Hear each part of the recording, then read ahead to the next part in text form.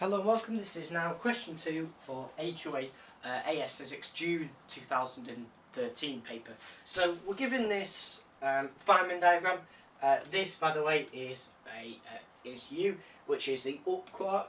We're told this is a positron is emitted from a nucleus when a proton changes into a neutron in the nucleus. Now, obviously, I wrote this thing isn't given to you in your paper, but I've just signalled that the time's increasing from the bottom of the diagram to the top. But as I said, that is something that you should be altogether familiar with. As I said, if you're not familiar with that, I am putting up a Unit 1 video, so I'm putting up 3 Unit 1 videos to cover the whole particle topic. As I said, I'm not sure if it'll be up by the time this video is, but that's coming if it's not. Or if it is, check it out. Okay. So the first question asks us to label what A, B, C and D are. Now, to understand what A, B, C and D are, I personally don't like the fact they put an up quark there. Now, I can see why they've done that, because when a proton has the quark structure, let's try and think of the word, up, up, down, and the neutron, which it changes into, which is obviously A, because it's going in time and this splits off, so obviously it's changing from this particle here to the particle that comes off it. And a neutron, sorry, I don't totally lose my train of thought at the moment. A neutron has the quark structure up, down, down, because up has a charge of positive 2/3 and down has a charge of negative 1/3. So therefore, obviously, the neutron is 0 charge and etc. etc. I could go on, but that's, as I said, that's why they could see, because basically an up quark changes into a down quark. So they kind of played a trick on you, saying what they want you to do is, well, not what they want you to do at all, but essentially this is how they've pictured it. Okay. So what we've got is up, up, down, go into up, down, down. So this up quark has, when we see it over here, changed to a down quark. So they've just put this up quark here, and what they want you to do, well, as I said, this is completely incorrect, so ignore me in terms of actually answering the question. But what they separate the students who are paying attention in the exam, those who are not. What they want, generally students would do, is up, and then they would go, okay, well therefore that, because that's an up, up, up, they obviously want that to be a down, because obviously the up quark changes to a down quark, so therefore it should be that. Now, this is why I'm going to draw this other Feynman diagram. Essentially, they're going to be the same thing, because these are particles, and it doesn't make sense to put a quark labelled where a particle or a proton really should go. Like I said, I can see why they've done that, because they don't want to give away the fact that it's a proton. But I do think it's a bit sneaky to ask you to describe these as particles and put a quark in there instead of a particle. But what I'm going to do, just to help you out, apart from making this video in the first place, is essentially draw this diagram. Now, as I said, you could write UUD and UDD, but they don't, the actual answers, they don't want it in terms of quarks, because obviously what we've got over here is we've got an electron and something else which I'll go into in a minute, and they're fundamental particles, they are leptons. So we've got 2 leptons over here, and obviously this isn't a particle, this is an exchange particle. And they're fundamental, apart from the exchange particle, obviously, because that doesn't really exist, we just imagine it to. These are fundamental particles. Basically what I mean by that is there's nothing smaller. So, as I said, if you don't get that, please do check out my fundamental particles video, which should be up. So anyway, let's draw this diagram as it should really be drawn. Okay, so as I said, instead of writing U, I'm going to put a proton. They mean the same thing, this just means up, up, down, and proton is the same thing. Now obviously, as I said, that changes into a neutron, so therefore that is a neutron. Okay, so you could write A as a neutron, but I just want to show you the diagram. Okay, and then we've got some kind of weird exchange particle here, sprouting off into 2 other particles. Now the way I think of this, the charge has to balance out. So what we've got entering this, if you can think of it, this is a little chamber thing, this exchange particle, it kind of looks like it. We've got a positive +1 charge. Obviously it's +1.6 times 10 to the minus 19. We know that, but essentially we've got a +1 charge. And the thing that ends up, it must be a +1 charge. Now we know a neutron has a charge of 0, so this exchange particle must break off, and obviously, because what we've got here is this particle coming in, and it splits off essentially into 3 particles. Initially, it splits off into 2, okay? So it splits off into this exchange particle and the neutron. And then this exchange particle splits up again into these 2 separate particles. So really, we've got one particle splitting up into the neutron, exchange particle, and then 2 other things off the exchange particle. So essentially, we've got 3 stages here. So basically, what we've got to say is the first stage, so the first stage is the incoming particle, is equal to the charge of the first stage, which is this incoming particle, is equal to the charge of the second stage being this exchange particle chamber thing, and the particle that comes off it in terms of what we call the neutron over here, or what is called the neutron. And now as this has got a 0 charge, therefore this must have a positive charge. So it's going to be something with a positive charge. Now, you should notice straight away that a positron emission, so the way I think of it, when a proton changes into a neutron, a positron emission occurs because this is P for proton, or P for proton turned into a positron. Think of it like that. Okay. It doesn't work the same around for N because, well, there's nothing that we can call like that, that's N. Begins with N, sorry. So, if you just remember this way is a positron emission, then the other one must be the electron emission because it's N, okay? So, as I said, that is for a Feynman diagram video.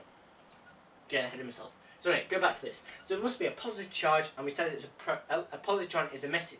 So it doesn't matter which one you put it, C or D. Well, obviously it does, but really, in my eyes, it doesn't.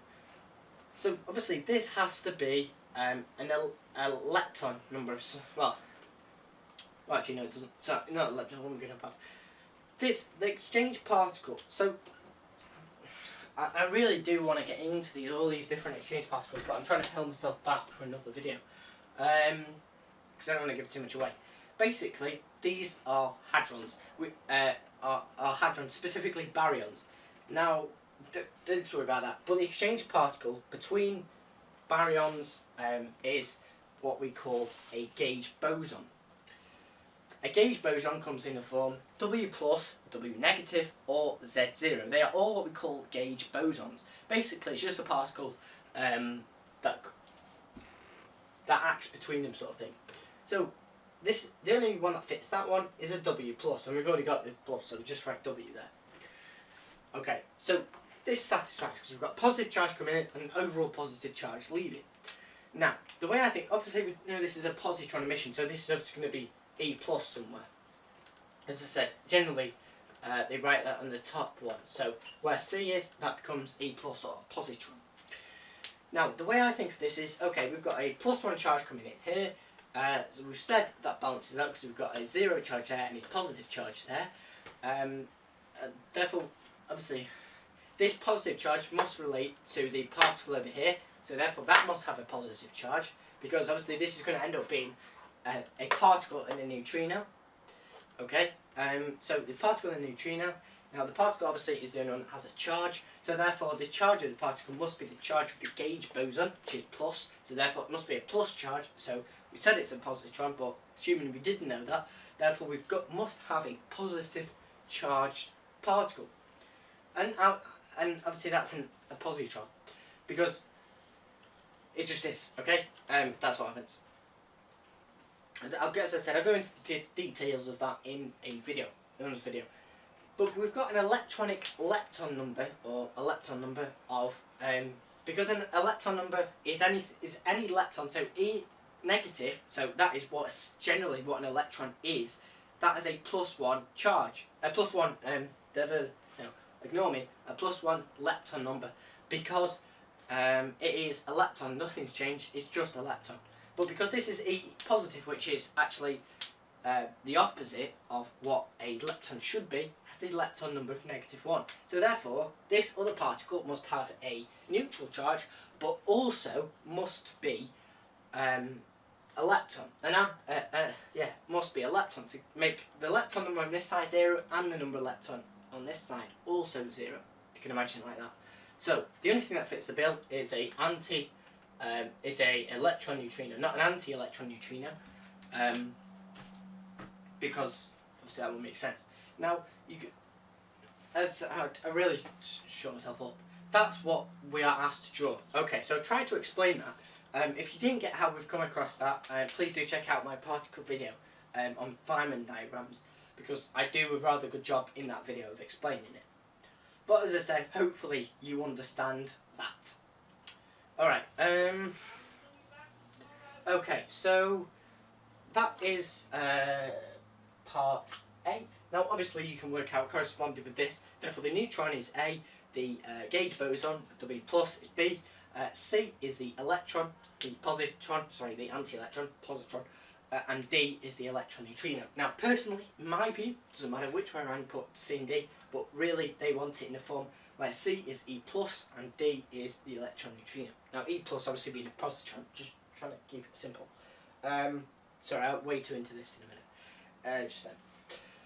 So, anyway, go back to the actual questions that we're going to be answering. Great, got a little tablet thing here to help me through this. Not that I need help, obviously, but so I don't, because I don't have paper in my hand that should get turned off. So, the next part, 2B, part 1, says state the interaction responsible for this process. Now, I go over all the interactions, as I said, in a particle video. But basically, what we have is we have a accumulation of forces, interactions. We have the weak interaction, the strong interaction. Sorry, we're going into a different thing there. We have the strong interaction or the weak interaction. Now, the strong interaction acts in a very, very small distance. It actually acts in between the constituents of an atom, so a proton and a neutron. And as I said, that is for a different video. Now, the only one that you need to understand is that the weak interaction always causes a decay.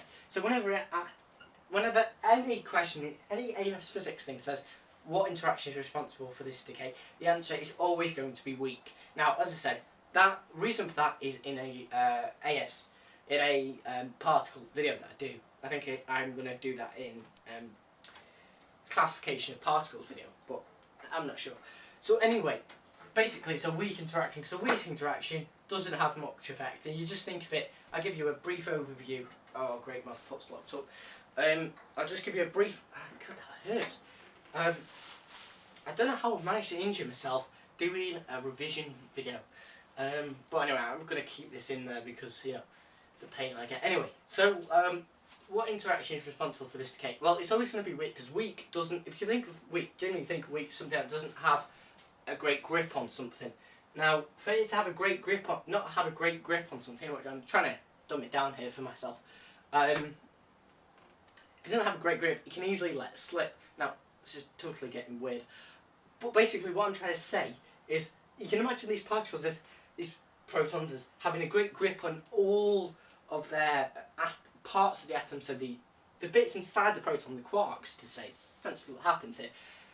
And if it experiences the weak interaction, which it kind of constitutes what goes against what really happens, because protons and the hadrons are heavy, they interact through strong interaction, but they all decay through weak interaction. So when they decay, they lose grip of something, and the only way of losing grip of something is having a weak interaction. So therefore, they all decay through weak interaction. Okay, so 2B part 1, weak interaction. As I said, I probably went on far too long for that little bit there.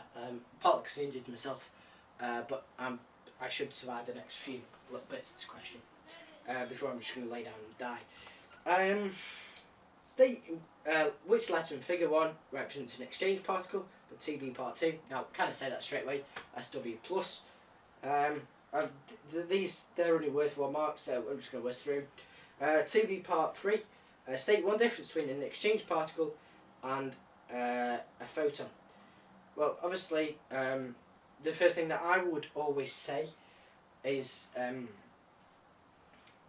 sorry, one sec, I'm just going to get the answers up so I can go through the official exam ones. The most obvious thing to think about is, well, it's mass, because that can apply for anything, because if it has the same mass, then it probably is going to be it's almost 100% given that it will be the same particle or same bit of the universe if it has the same mass. But obviously, you know, there are thousands of different reasons why that isn't the case. But generally in these kind of things, you will generally pick the mass is different and the charge is different. And the two key things that students pick most, and I would advise students pick most, if you don't have a clue what the question is asking, or this hasn't come up in your learning, teacher hasn't mentioned this before, then what I would personally do, if it asks to state the difference between something that you have no idea what it is or what it's going on about, or state the similarity, you just talk about a similarity or difference being the mass. In this case, it's asking about difference, so say the difference has a different mass. And it's only worth 1 mark, so it doesn't really matter if you don't get it right. But as I said, that's a backup thing, and that is one of the answers. Obviously, I didn't just come up with that randomly. Obviously, that is charged, and a photon is not. But as I said, you might not have known that. As I said, you know, the mass is generally the one I would advise you go for, because it applies to most things. And then it just says the photon has an infinite range. It only gives 3 possible answers, so I'll just go over that again. For 2B part 3, it is either they have a different mass, the photon is not charged, and the W plus has a negative charge, and the final point is that a photon has infinite range. As I suppose, them other 2 points, apart from the mass, are a bit obscure, and not many students put that. Most students put about them having a different mass, which is a key indication that some of them got a little bit stuck and didn't know what to talk about. But not going to deduct any marks. As I said, it's only worth 1 mark, so who really gives one, hey? But generally, the way it works for me is that 1 mark is the difference between a grade and another grade. Okay, so last part of question 2 is 2 part 6. Now I haven't written anything on the board. For God's sake, I keep injuring myself. This is a really bad video. I do apologise. Probably should put a warning on this video actually when I do put it online. So question 2C. This is the last part of question 2. Energy and momentum have to be conserved in this process. State 2 other quantities that have to be conserved and show that they are conserved in the process. So this is just a case of you understanding, so it's talking about this process on the board. It's just a case of you understanding your laws of conservation. Now pretty much everything is conserved, so any rule you can think of, obviously it has to be correct. But the way of thinking about this is every rule is conserved, everything should be conserved apart from strangeness, which can change in a weak interaction because the exchange particles can go from, the quark can go from up to down, and that can affect strangeness. For example, obviously, because K could change, being one of the quarks. Okay, but because none of these contain the strange particle, the K quark, we don't have to consider that. So the most obvious one is charge. Now kind of summed it up there, why charge, at the beginning why charge was conserved. But proton changed into a neutron and the charge must have been attributed to the positron which is emitted. Basically, we've got a +1 charge here and a +1 charge of the positron leaving, because the neutron is obviously neutral, as you can guess. The baryon number, because we've got remember these, as I said, same as the lepton number. Okay, for the lepton number, talked about that before. With the baryon number, well, actually no. I think the lepton number is a real thing. Well, it is in my view. But, you know, I don't think it's a real physics thing, but it applies to what you do at AS anyway. So, as I said, baryon number, the reason we have a baryon number is because you have quarks in the baryon, and it has +1 for any baryon number and a -1 for anything that is an anti-baryon, so anti-neutron and anti-proton, which is very rare you see in an exam. So, obviously the baryon number is conserved and charge is conserved. That's the 2 that I put down, and I think they're the 2 that are the most obvious. Okay, so thanks for watching. Sorry for injuring myself twice there. I'll try not to do it in the next question, but yeah, it's a typical thing for these when I try and bend down in a certain way to get round and point at a different part of the question. But, you know, it's in the job. So anyway, thanks, of a job that I don't get paid for. So anyway, thanks for watching, and we'll see you in the next video.